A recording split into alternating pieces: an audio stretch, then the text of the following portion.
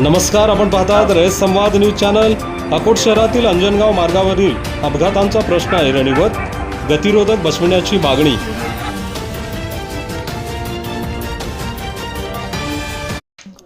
अकोट शहरातील अंजनगाव मार्गावर गेल्या अनेक वर्षापासून अपघातांची मालिका सुरू आहे।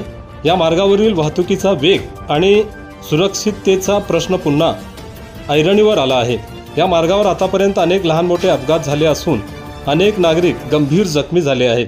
काही कुटुंबांनी आपल्या जवळच्या व्यक्तींनाही या अपघातामध्ये गमावले आहे। नुकत्याच झालेल्या एका अपघातात अत्यंत गरीब आणि दृष्टीहीन दाम्पत्याचा मोठा मुलगा गंभीर जखमी झाला असून या कुटुंबाला 2 मुले असून आई वडील दोघेही दृष्टीहीन आहेत। प्रतिकूल परिस्थितीत हे कुटुंब स्वाभिमानाने आपले जीवन जगत आहे।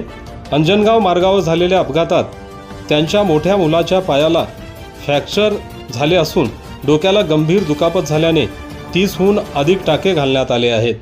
सध्या तो उपचार घेत असून त्याच्या उपचाराचा खर्च करण्याची मोठी अडचण कुटुंबासमोर निर्माण झाली आहे।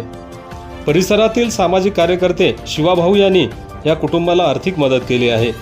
शिवाभाऊ यांनी सामाजिक बांधिलकीतून सार्वजनिक बांधकाम विभागाचे उपविभागीय कार्यकारी अभियंता यांची भेट घेऊन अंजनगाव मार्गावर तातडीने गतिरोधक बसविण्याची मागणी केली आहे। यावेळी गतिरोधक तातडीने बसविण्यात आले नाही तर मोठ्या प्रमाणात आंदोलन करण्यात येईल व रस्ता खोदून प्रशासनाचे लक्ष वेधण्यात येईल असा इशारा देण्यात आला आहे। रयत संवादसाठी जफर खान, अकोट, अकोला। आपल्या परिसरातील बातम्या पाहण्यासाठी रयत संवाद न्यूज चॅनलला सबस्क्राईब करा, शेअर करा, लाईक करा।